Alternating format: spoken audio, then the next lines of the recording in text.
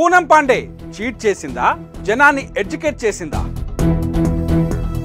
Publicity కోసం stunt చేసిందా, public లో అవేర్నెస్ క్రియేట్ చేసిందా? పూనంను వంకరగా చూద్దామా, ఆమె చేసిన పనిని అభినందిద్దామా? పూనం చేసింది తప్ప ఒప్ప?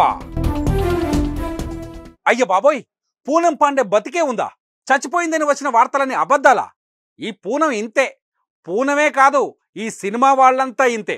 పబ్లిసిటీ కోసం ఎంతకైనా తెగిస్తారు, పిచ్చి పిచ్చి నాటకాలు ఆడతారు, ప్రజల ఎమోషన్స్తో ఆడుకుంటారు. నేను బతికే ఉన్నాను అని పూనం పాండే చెప్పిన మరుక్షణమే జనం మాట్లాడుకుంటున్న మాటలివి. మరి పూనం పాండే ఎందుకు ఇలా చేసింది, ఎవరి కోసం చేసింది? ఆలోచించే వాళ్ళు చాలా తక్కువ. ఎందుకంటే పూనం పాండే ఒక adult content creator, A certificate సీన్లు చేసే క్యారెక్టర్. స్క్రీన్ పైనే కాదు, రియల్ లైఫ్లోనూ ఆమె చేసే ఛాలెంజెస్ అలాగే ఉంటాయి. అందుకే పూనం పాండే చనిపోయిందని తెలిసిన తర్వాత కూడా చాలా మంది ఆమె బోల్డ్ క్యారెక్టర్ గురించే ఎక్కువగా మాట్లాడుకున్నారు. తన చావు వార్తతో దేశం దృష్టిని సర్వైకల్ క్యాన్సర్ వైపు తిప్పింది పూనం పాండే. మీడియా, మేధావులు, ఆఖరికి ప్రభుత్వాలు కూడా సర్వైకల్ క్యాన్సర్ గురించి మాట్లాడుకునేలా చేసింది.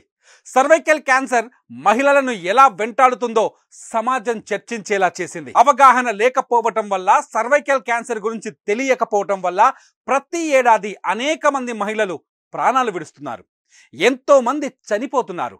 ఇలాంటి వారి మరణాలను ఆపాలంటే సర్వైకల్ క్యాన్సర్ గురించి అతి సామాన్యులకు కూడా తెలియాలి. అందుకు తాను ఏం చేయగలను అని ఆలోచించిన పూనం ఈ సెన్సేషనల్ నిర్ణయం తీసుకున్నారు.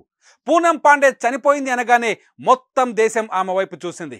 సర్వైకల్ క్యాన్సర్తో చనిపోయిందని తెలియటంతో మొత్తం మీడియా ఆ సబ్జెక్టును తెర మీదకి తెచ్చింది. అంతేకాదు, దేశవ్యాప్తంగా ఉన్న డాక్టర్లు సర్వైకల్ క్యాన్సర్ గురించి మాట్లాడుతున్నారు. సర్వైకల్ క్యాన్సర్ హ్యాష్ ట్యాగ్ ఒక్కసారిగా ట్రెండింగ్లోకి వచ్చేసింది. ఇదంతా చేసింది పూనం పాండే చావు వార్త మాత్రమే.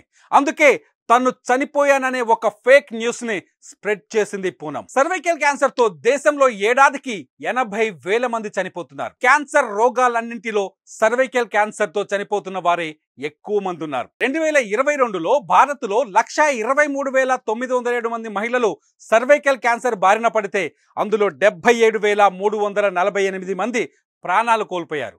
ప్రపంచవ్యాప్తంగా 2022లో 6,04,127 కేసులు నమోదైతే అందులో 21% మంది భారతీయ మహిళలే ఉన్నారు.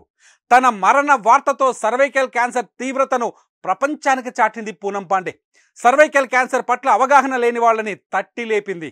అందుకే పూనం చేసింది ఫేక్ పబ్లిసిటీ కాదు, జనానికి అవసరమైన పబ్లిసిటీ. 9 నుంచి 18 సంవత్సరాల వయసున్న బాలికలకు టీకాలు వేసినప్పుడే సర్వైకల్ క్యాన్సర్ ప్రమాదం నుంచి తప్పించగలం. బడ్జెట్లో కేంద్ర ప్రభుత్వం ప్రత్యేక నిధులు కూడా కేటాయించింది.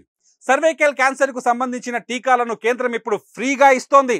పూనం పాండే చేసిన ప్రయత్నం ఈ పాయింట్ ని పబ్లిక్ లోకి బలంగా తీసుకెళ్లింది. ఇప్పుడు చెప్పండి, పూనం పాండే చేసింది యూజ్లెస్ పబ్లిసిటీనా, యూజ్ఫుల్ పబ్లిసిటీనా? కామెంట్స్ రూపంలో తెలియజేయండి.